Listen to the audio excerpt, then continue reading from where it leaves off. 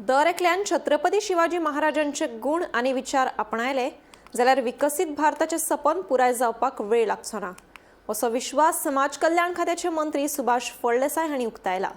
महाराष्ट्रातल्या शिवप्रतिष्ठान युवा हिंदुस्तान संघटनेन घडोवन हाडिल्ले रॅलीचे समारोप सुवाळ्यात ते मुखेल सोयरे ह्या नात्यान उलयताले। नार्वेच्या श्री सप्तकोटीश्वर देवळा कडेन हो समारोप सुवाळो जालो।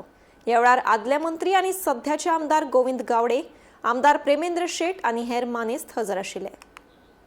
आणि आम्हाला झोपलेल्या आमच्या गोमंतकीयांना जागे करण्यासाठी इथं आलेला आहात, म्हणून तुमचं परत एकदा अभिनंदन करतोय। अजूनही आम्ही काही निद्रास्त अवस्थेमध्ये आहोत। छत्रपती शिवाजी महाराजांची प्रेरणा ते युगपुरुष होते, ते महामानव होते। त्यांनी ज्या रीतीनं आज त्यांच्या परदेशामध्ये त्यांच्या या युद्ध नीतीवर संशोधन होतंय। एखादा देश म्हणतोय की जर छत्रपती शिवाजी म्हणजे परकीय देश, वेस्टर्नाइज नेशन सुद्धा म्हणतायत, जर छत्रपती शिवाजी महाराज आमच्या देशामध्ये जर त्यांचा जन्म झाला असता तर या पृथ्वी तलावर आम्ही राज्य केलं असतं, अशा परकीय देशांची भावना आहे। आणि आम्ही गोव्यामध्ये सुद्धा तीच भावना घेऊन जगतोय।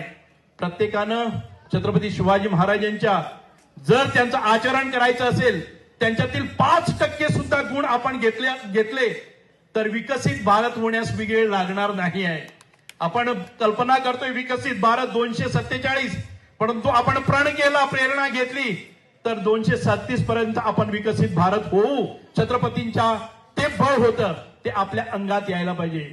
जास्ती वेळ न घेता छत्रपती शिवाजी महाराजांचं कार्य करण्यासाठी आपले आदरणीय मुख्यमंत्री प्रमोदजी सावंत त्यांनी ह्या मंदिरासाठी खूप कष्ट घेतलेले आहेत आणि त्यांचं अभिनंदन ज्या वेळेला हे मंदिर पूर्ण झालं, त्यांचं अभिनंदन, गोवा राज्याचं अभिनंदन आपले प्रधानमंत्री नरेंद्रजी मोदींनी केलेलं आहे। आणि आज संपूर्ण भारतामधून किंवा विदेशामधून सप्तकोटेश्वर देवळाच्या दर्शनासाठी, आपल्या सप्तकोटेश्वरांचं दर्शन घेण्यासाठी अनेकांच्या रांगा लागत आहेत।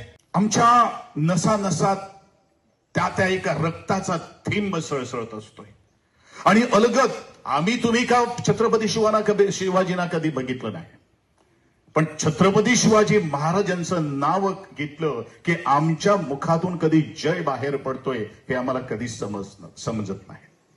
आणि म्हणूनच मी येता जाता बघत होतो किंवा महाराष्ट्राच्या बऱ्याचशा ठिकाणी मी जसं माझ्या मित्रांना सांगितलं, अनिल पाटीलजीनं सांगितलं की संपूर्ण महाराष्ट्रामध्ये मी नाटकाच्या माध्यमातून गेलेलो आणि मी एक घोषणा देतो आणि त्यावेळेला मी एक सांगतोय, काय सांगतोय की जे काय मी म्हणतोय ते म्हणायचं आहे, फक्त जे की मी म्हणतोय ते म्हणायचं आहे। मला तुमची परीक्षा बघायची आहे। अशी भव्य असा छत्रपती शिवाजी महाराजांचा पुतळा उभारण्याची आमची जी संकल्पना आहे, गोवा सरकारची संकल्पना आहे, तसंच देऊळ समितीची संकल्पना आहे। आज या दिवशी जी आम्ही संकल्पना केलेल्या आहेत, या संकल्पनेसाठी आपण तुमचे सगळ्यांची म्हणजे तुमच्या साक्षीनं आमची ही संकल्पना सिद्धीस यावी अशी ईश्वर चरणी प्रार्थना करतो। आज तुमच्या या सानिध्यात आम्हाला हा वेळ, आज सर्व शिवभक्तांनी आम्हाला हा दिवस यशस्वीरित्या संकल्पना करून दाखवला।